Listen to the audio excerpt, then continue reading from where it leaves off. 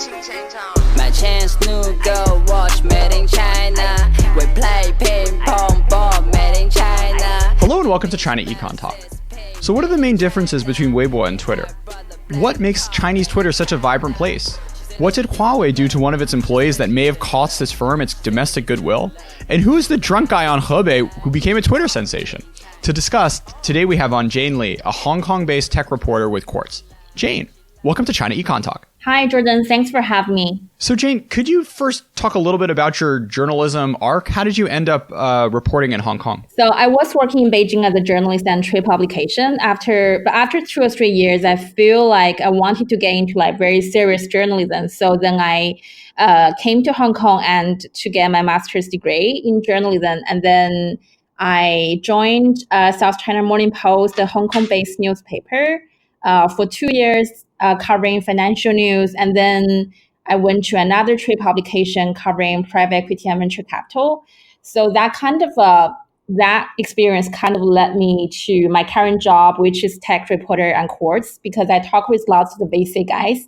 And then I started to find Chinese tech industry really fascinating. So that's how I ended up as a Chinese tech reporter on Quartz currently. Jane, what was the most boring article you wrote when working in Beijing covering the travel industry? I think almost all the articles I wrote were pretty much quite boring, mostly about how international tourism bureaus from Dubai or Abu Dhabi were trying to expand in China. It's almost always the same pattern, like they've been splashing money on customers and they were bragging about how great the destinations were. So it's pretty much the same. So Jane, a lot of your stories grow out of discussions from Chinese social media. So at this point, I feel like I have a decent grasp on the WeChat article ecosystem. People can follow my writing on it on chinaecontalk.substack.com, but I am still intimidated by Weibo. So do you have any advice for folks on how to jump into the Weibo ecosystem, and perhaps if you could compare it to discourse on Weibo to Twitter at large? Sure. So I think to start, one of the most straightforward ways for people who are not so familiar with Weibo is to search keywords. Weibo has its international version. So you can basically just go directly to the search function where you just input keywords such as MBA or anything that you want to know about the reaction in China or things people are talking about in China. So once you input the words like MBA, you have lots of posts that you can just use Google Translate to have a sense of what people are talking about and how are they reacting to certain issues. And secondly, I would suggest people to go to so Weibo has this very great function which is called trending topics, which is similar to Twitter's trending topics as well. So basically, you will say they have chosen maybe 10 or even 20 trending topics every day under this column called Hot. So if you go to that column, it's basically on the homepage of Weibo. It's very easy to find. And then you go to the Hot column and you will see all the trending topics for today. And that's a really good place to try to dig up the information you want. And you just to try to get a sense of what people are talking about every day. I would recommend people to go to follow some of the influencers. So they can find the influencers in just basically from the trending topics as well, because under each topic, after you click into the topic, Weibo probably its algorithm would automatically present the posts that have been talked about the most. So maybe you can try to follow some of the celebrities or influencers we call under each topic as well. So what do you think are the biggest product differences between Weibo and Twitter? And how do you think they shape discussion? Weibo and Twitter are pretty much the same. I mean, their interfaces are quite the same. And some people joked about how Twitter basically looks very similar to Weibo after it's updated. So I feel the biggest difference between the two platforms is that Weibo would kind of recommend more just random influencers to you. So basically on Twitter, maybe your timeline is filled with people that you know or people you are interested in. So you will choose who to follow and you basically know the people that you follow who are using maybe their real names and their real titles. But on Weibo, you will see so many more random accounts just being recommended by Weibo because Weibo really wants to increase its like daily active users, so they try every way to kind of just push the people to you, regardless of whether you are interested or not. So maybe Twitter will recommend topics that you are interested in based on your previous followers, but then on Weibo, it basically will push to all those like topics maybe that you've never thought you will be reading about. But that is a great thing because then you can discover a much wider circle that you might be interested in the future. Sure. So it sounds a little like the YouTube algorithm, and that it kind of will just like give you some real oddball stuff. I feel the same way. I think Twitter, the algorithm does seem a little tighter.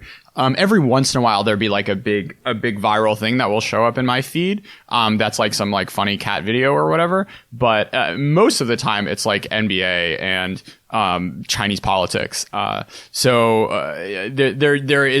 interesting how like Weibo, it seems, is actually doing a better job of like breaking, I don't know, filter bubbles or what have you than Twitter is, at least in one dimension. I think it's actually a double-edged sword. I mean, for Weibo, of course, you can start to follow more people and a wider range of topics.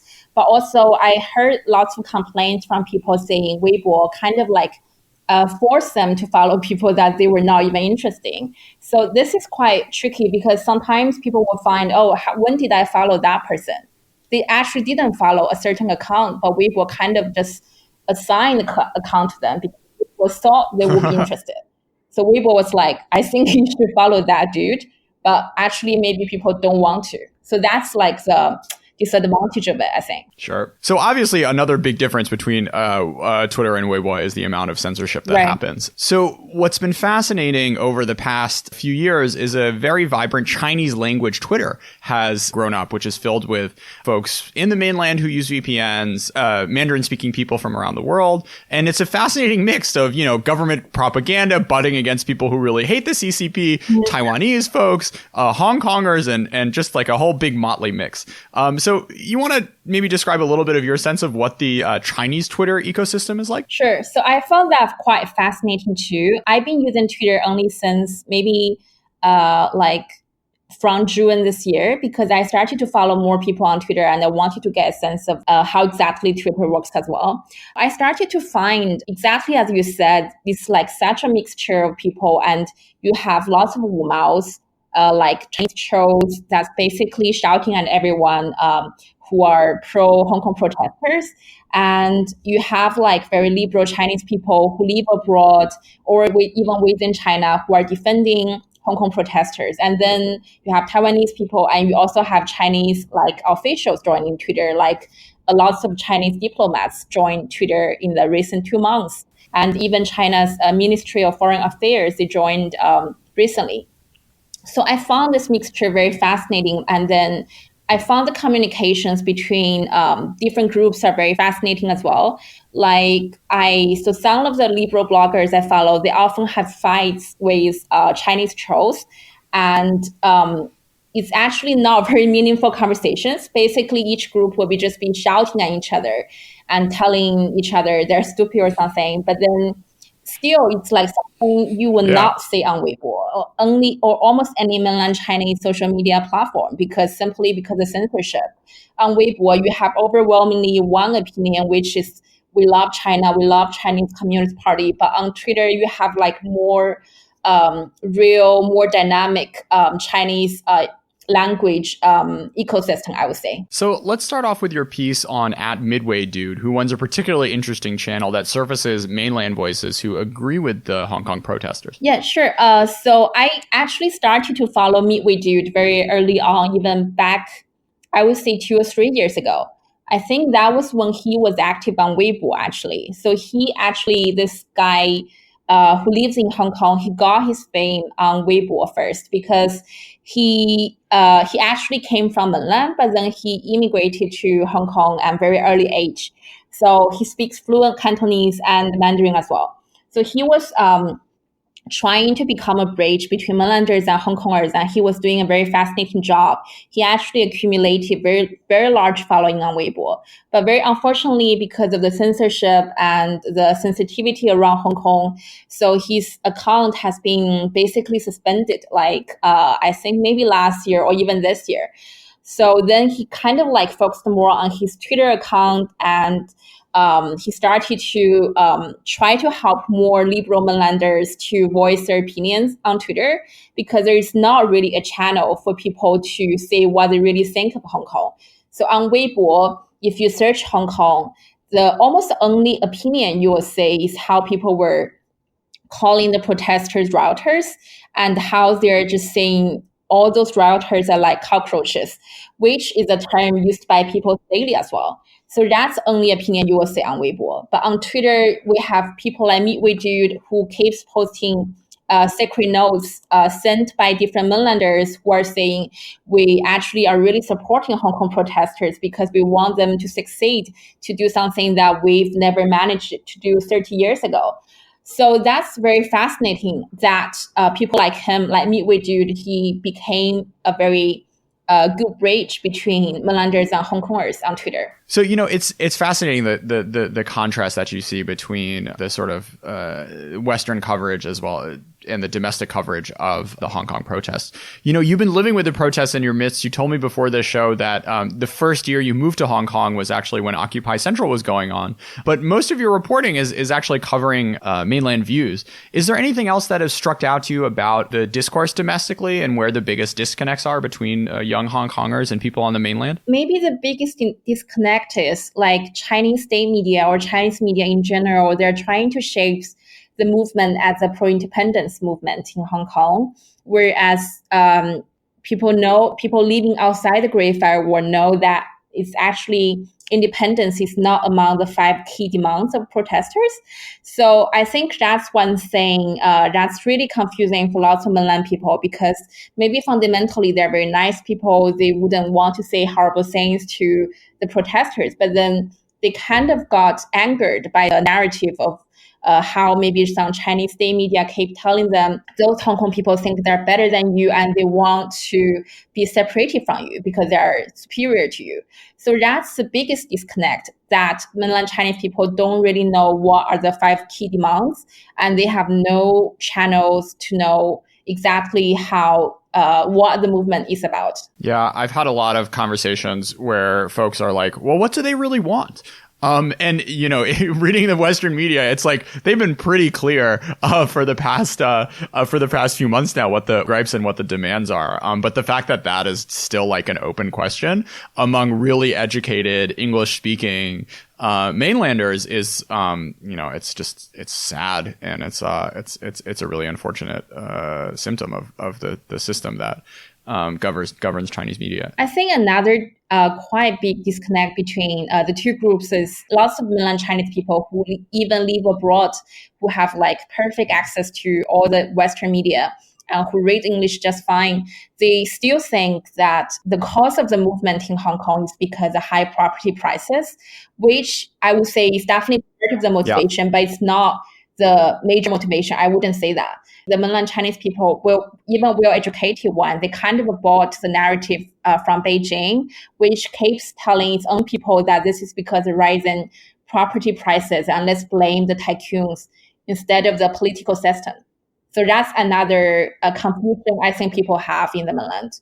My favorite part of that argument is property prices aren't necessarily cheap in Shenzhen, in Shanghai, and in Beijing, even in Chongqing, right? Yeah. So okay, you're young, you have a future, and just because you're gonna be living with some roommates, that's gonna make you revolt. I mean, I don't know. It's really unfortunate. And what's fascinating is it's a very Marxist reading, which I find fascinating. Is that sort of argument is very much holds water in 2019. Yeah, sure. Speaking of capitalism gone awry, what is the story? Why is 251 trending right now next to every Huawei story on Weibo? Yeah, this is actually something that I didn't expect to say. It really came as a surprise even to me.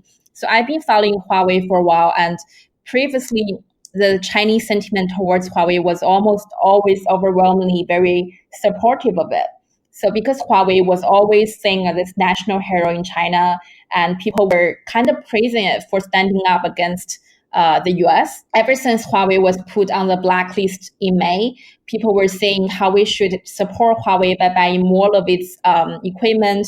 And it's really great for Huawei to stand up to the bullying from the US or other European countries. But this time, the whole sentiment almost has changed overnight. So 251 basically refers to, I think maybe last week, when a former employee of Huawei came out to say he was detained for 251 days in Shenzhen after he was reported by Huawei to local police. So Huawei was accusing him of leaking business secrets and also taking the money that he shouldn't really take from the company. So that's major accusations thrown against the guy. But then eventually the accusations were dropped because of a lack of evidence. So the guy, Li Hongyuan, he basically walked free from the accusations. So then after this article, after his account started to circulate on Chinese internet and people were really angry towards Huawei, and they came to Weibo to comment under almost any Huawei related news that 251. So they came up with the term 251 warning, which basically means if you dare to comment anything related to Huawei, you'll be detained for 251 days. So now this kind of anger is still hasn't calmed down yet. I think people, if you search Huawei on Weibo today, you can still say so many people were posting 251. And they were so angry that they even started to say Meng Wanzhou, the CFO of Huawei, and also the daughter of the legendary founder of Huawei, who is currently under house arrest in Canada, that they don't care about what happens to Meng Wanzhou in the future because they think she's just a princeling, she's just a very privileged princess, whereas Li Hongyuan, people like Li Hongyuan. So basically, like ordinary commentators on Weibo, they think they saw themselves in Li Hongyuan, whereas they don't think they will become Meng Wanzhou ever, but they can become the next Li Hongyuan. That's what they were saying on Weibo. This seems to me like as big as consumer backlashes get in China. I mean, I guess the only real comparison of late perhaps is Didi in 2018 with the drivers killing a handful of passengers. But do you have a sense of the scale of this backlash? So I think these two things, the Didi incident and the Huawei incident, they are slightly different. So in terms of scale, they are basically the same because people were pretty much angry towards Didi as well. And there was a really large scale debate and backlash against Didi last year. But for Huawei, this is more to do with the anxieties of the Chinese middle class because there were lots of comments that saying they used to think if they go to a good university in China and if they got to work for a really good company like Huawei, their life is basically secured. They don't have anything to worry about. But now they're saying even working for companies like Huawei couldn't ensure their safety. They feel like really betrayed and they feel like this really deep-rooted anxiety coming out. So I think that should really have Beijing worried because they need to kind of reply to this anxiety. They need to come up with ways to kind of comfort people to make sure they feel safe again. Yeah, no, it's fascinating because like the Chinese dream nowadays is working at Huawei, basically, right? That's like one of the most prestigious jobs you can get. And if even then you're sort of like subject to the whims of a judicial system that not even the government, but a company, like a nominally private company can like have so much power over you to get you thrown in jail is pretty pretty remarkable. You know, like big companies have a lot of power, right? But this is a pretty remarkable and horrifying tale. Yeah, I remember when I first saw the guy's testimony on WeChat. This is the first article I've ever seen that had more than 100,000 likes. Usually an article with 100,000, usually it's like a 30-to-1 or a 50-to-1 ratio. But you know, probably 100 million people saw this saw this initial article of this guy writing about his experience, which is a really remarkable thing. The level of virality that the first piece was able to get. Anyways, so let's talk a little bit about risks facing content platforms. So earlier we were discussing Weibo, but you've also written recently about Douban's recent trouble. So first off, what is this platform and what makes it so special? I have really strong attachment to Douban because I've been using the platform for over 10 years, I would say. So it actually started off around 2005. It started off as a very simple film, music, and book review website. But gradually, the website has evolved to become a social network. So currently, it has over 600,000 mini groups. So if I may, so basically, you can imagine the mini groups as the discussion threads on Reddit, and people can name the groups as whatever they want. So basically, if I was a creator of one mini group, I can name the group as, I don't know, some of the very interesting names I'm saying are, I'm freaking poor, I really want a boyfriend, that kind of thing. So it's really, really, lots of freedom for people to name the groups and to discuss different topics. That is, of course, apart from politics. So I would say Douban is currently one of the largest social networks in China, although it's not very well known in the West. What things have been particularly memorable about your 10 years of using the platform? Right.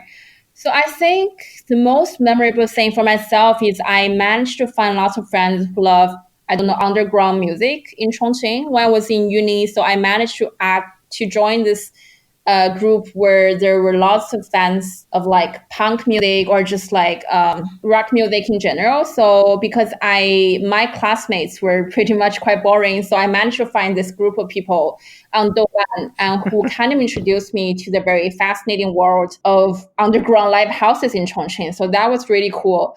And I managed to become friends with some of them. I managed to stay in touch with them until today. So what's happened to it recently? So recently, I think it was around 2 months ago. Yeah, in mid-October, basically.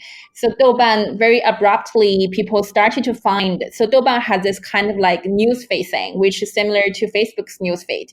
But one day, people found out the website halted the function. So basically, you can't see anyone's updates, and you can't post anything either.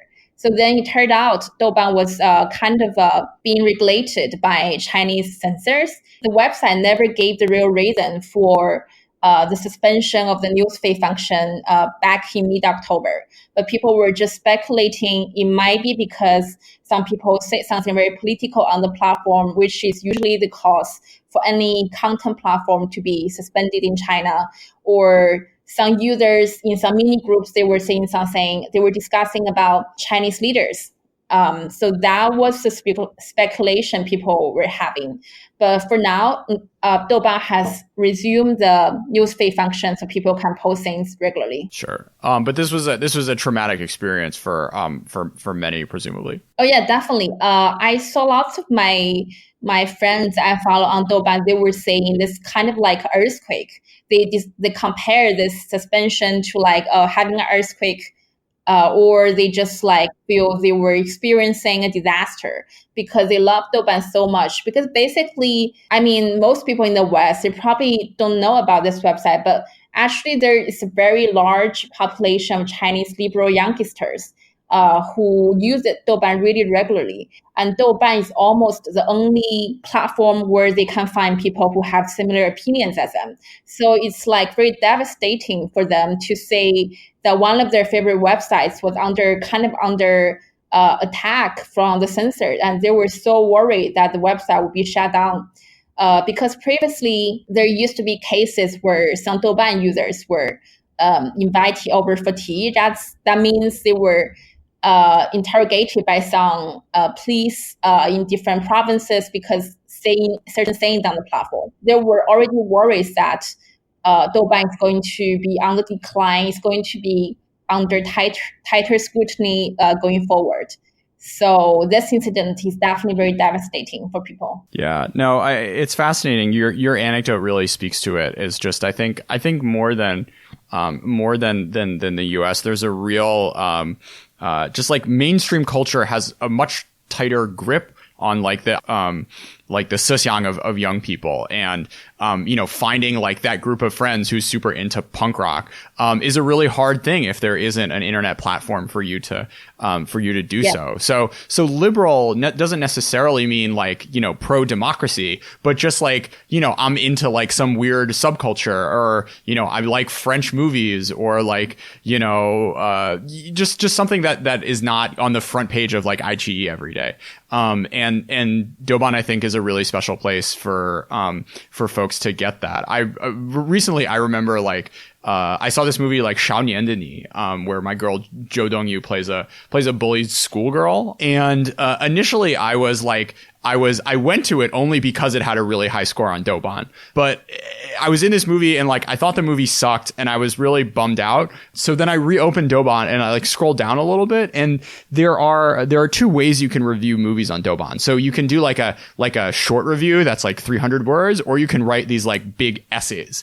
And the Douban power users, they'll write like critical treatises about these sorts of things. And my faith in Douban was restored because the highest ranked post of like the hardcore Douban users was this like 5,000 word 1-star review takedown about like how 少年的你 is like not deserving of the high score that Douban get it, and like all these new users that just come to like support their favorite celebrities really are like tainting the purity of the like cultural discourse which Douban has been known for years. So it's really heartwarming just to see people be interested in different cultural things, like have different opinions, debate about things which aren't necessarily political, but like having like big discourse about art and music is a fascinating thing to peer into. And I really encourage folks just to like look up their favorite, movies or bands, whether it's Chinese language or English language media. There's plenty of reviews of Western books and movies, getting windows into what young Chinese people think about, the things that you hold dear. Your cultural touchdowns from the West is a fascinating window into modern China. Yeah, I think your description about how Douban users like the things that are not on the front page of iQIYI is very accurate, very good, very good description.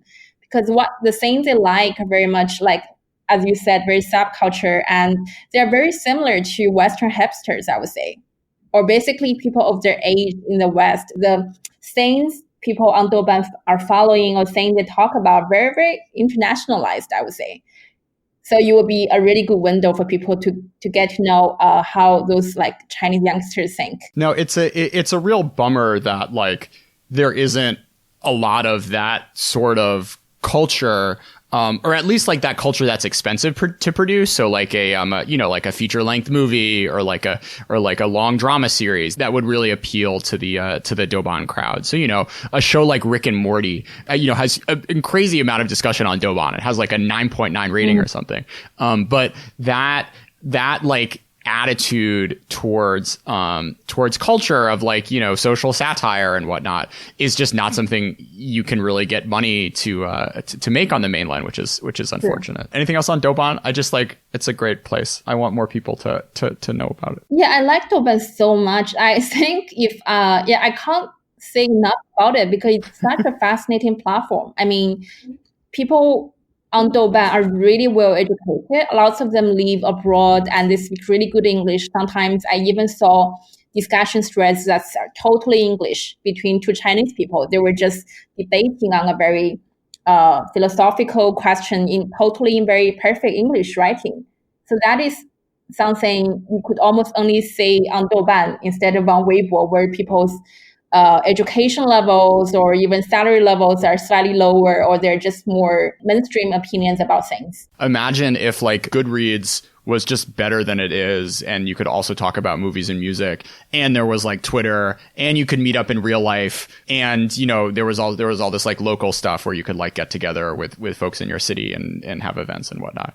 It's a special place. Someone should make it in the West. It's sort of closest to Facebook, and that like Facebook now has all these kind of events features and you can review things, but it's not this like select group of like really engaged people who find it like a rewarding place to have have discussions. It really doesn't exist. Right. Like the level of discourse that you see on Douban like is not in any Western platform that discusses culture. So I don't know if anyone wants to fund someone smarter than me to make it, I would happily become become a beta tester. Anyway, so Jane, we've touched on a number of sensitive topics over the course of the show, but now there's one I really want to get into.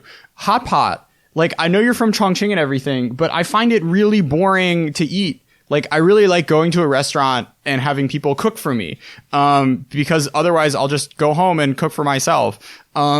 Can you try to explain the glories of hot pot? Is there something I'm really missing here? Yeah, I think hot pot is almost the best thing that ever existed in the world, because as a person in Chongqing, we eat hot pot like almost 3 times a week, basically. The fun part about eating hot pot is that you can socialize quite a lot with your friends, because usually we go to hot pot with a bunch of people and we will try to cook different things, especially something that might look very horrible to people living in the West. So how's hot pot in Hong Kong? Can you trust Cantonese people to execute this dish, or do you just make it at home? So there are lots of Chongqing hot pot restaurants in Hong Kong. Surprisingly, people in Hong Kong do love eating hot pot as well, because I guess it's a way for them to socialize as well. So I go to those Chongqing restaurants a lot with my friends, and I also cook them at home as well, because I can even eat hot pot by myself because I just love the food so much. So I often go to hot pot by myself and eat there. Yeah. So Jane, let's close on a note we can agree on. Hebei Pangza. So who is this guy, and why is he so popular on Twitter? Yeah, it's like he's become a sensation now. So Hebei Pangzi is actually, we could call him an influencer in China. He's like a very down-to-earth farmer living in Hebei province in China. And it's personally, it's very surprising to me to see him become such a sensation on Twitter, and people love him so much, even in the West. So he actually, this guy, he got famous on Kuaishou, which is a Chinese video streaming platform, a short video streaming platform. And then he became famous on the platform by basically binge drinking. He just drinks excessively in videos, and he's really good at drinking. But then somehow Kuaishou starts to ban some of the videos he shot, because Kuaishou doesn't encourage, let's say, they only encourage so-called positive content, which is like basically about lifestyles and that kind of thing. So then Pangzi discovered Twitter because he got a message from some of his fans telling him that he should migrate to Twitter because there are some of his videos being circulated there.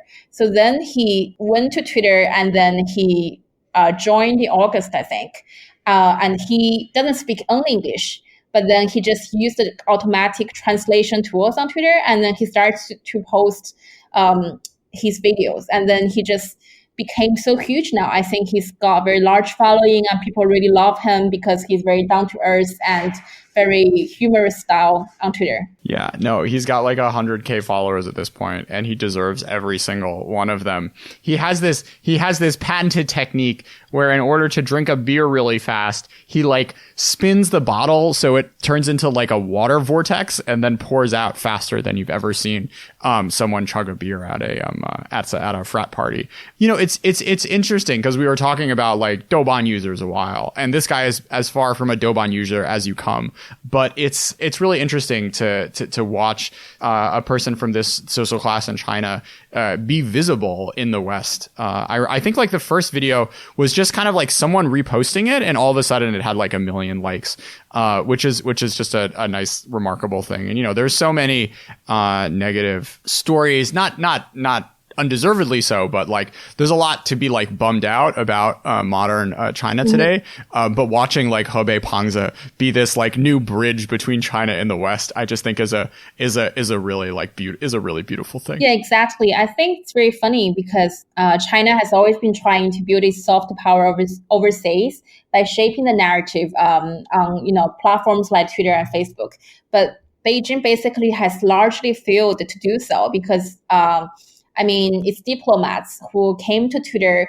They just reposting like articles from Xinhua or other state-owned publications, or they just keep condemning the US for doing certain things. Whereas you have people like Pang, who is like totally just a grassroots person who has never been trained whatsoever to how to present himself on social media. But here he's getting so much appreciation among people from the US. So I think that's something that Beijing should consider, that how can they improve their soft power in the future. Maybe they should hire someone as Pang to be their ambassador. Should the foreign ministry officials just drink 5 beers before they 5 beers on camera before they start answering press questions? Yeah, I think that would definitely work very well. Yeah, that will make their account so much more popular compared to now. Likely. Jane Lee, thanks so much for being a part of China Econ Talk. Thanks, Jordan.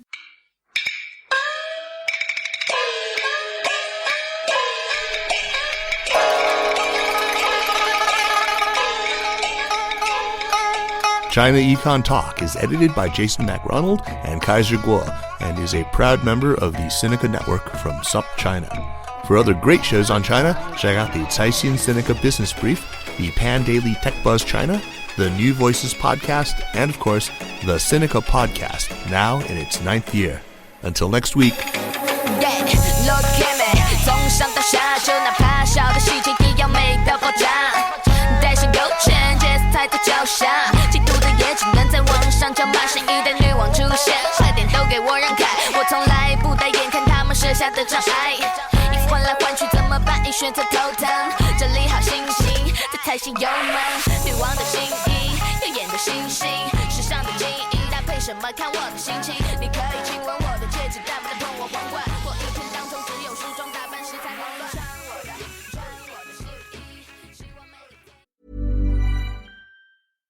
They say being a parent is a full-time job, but I already have one of those.